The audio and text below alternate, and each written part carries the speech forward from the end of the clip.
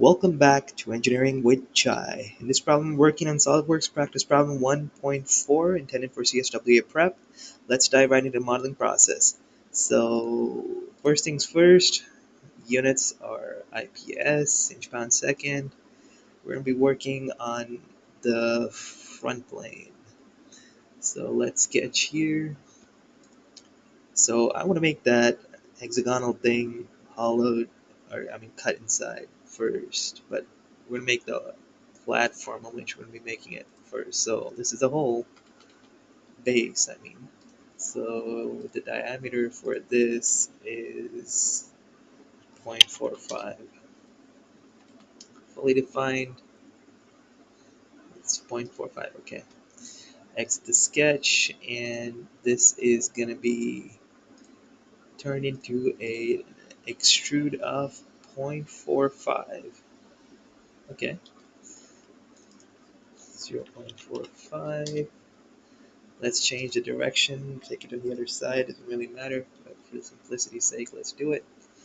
So we're gonna make the hexagonal thing here on this surface, because this is the front plane, right? Yeah, now Control A kicks you to the same normal. Now let's make that horizontal. Well, first things first. Well, you don't even need the center lines for this. Let's click on polygon. Number of sides is 6. The circle's inside. Choose this. Make the polygon. Doesn't matter how it is. This any side. Well, this side needs to be horizontal, right? Okay, there you go. And you know that the height, the entire thing is about 0.25. There you go, fully defined now.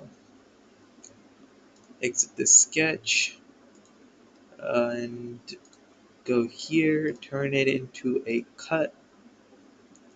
Here's the important part. So normally you'd go about doing blind cuts. You can use this thing here called offset from surface. It means it's going to cut all the way at a distance from a surface that you select and give it a dimension how much it's going to be far away from that surface.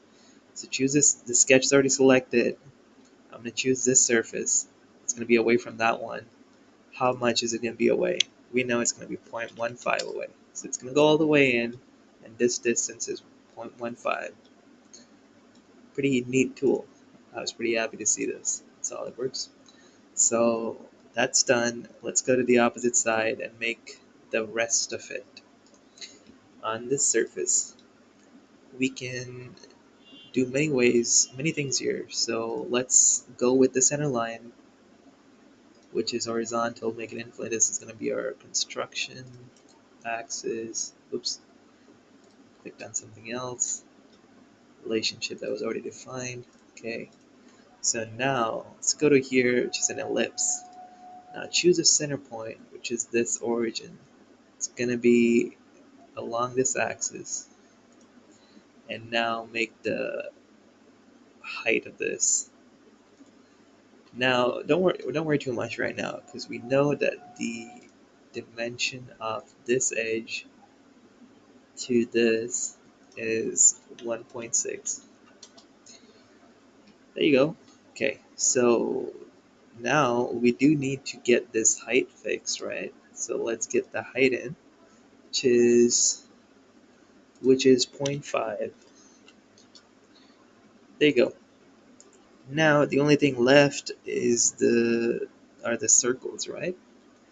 Well, I'm gonna be using mirror entities here instead of making the circles independently like we did last time.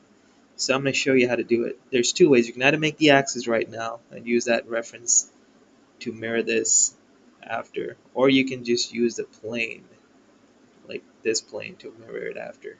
Or you can just turn it into a feature first, just make one hole and then mirror it after in 3D workspace. We're gonna do it in a sketch, much faster for now. Well, they're both pretty much the same time. So let's make the circle here. Give this a diameter of, what is it? It is 0.125. 125. All right. Still move it left and right, so that distance is 0.175 from the left. 0.175. Okay, so select this circle, then click on Mirror Entities. In this tree thing, you're going to be mirroring it about this axis. So click on OK, and you got that fully defined mirror over there. So exit the sketch. This is the hole. Go to Feature, and come out, and it is 0.15. Yep, 0.15. Okay, blind in that direction. And there you have it. This is the entirety of the sketch. So let's check the volume real quick. It is, let me see, it is 0.15. 0.15, yeah, for two decimal places. And thanks for watching, and see you in the next one.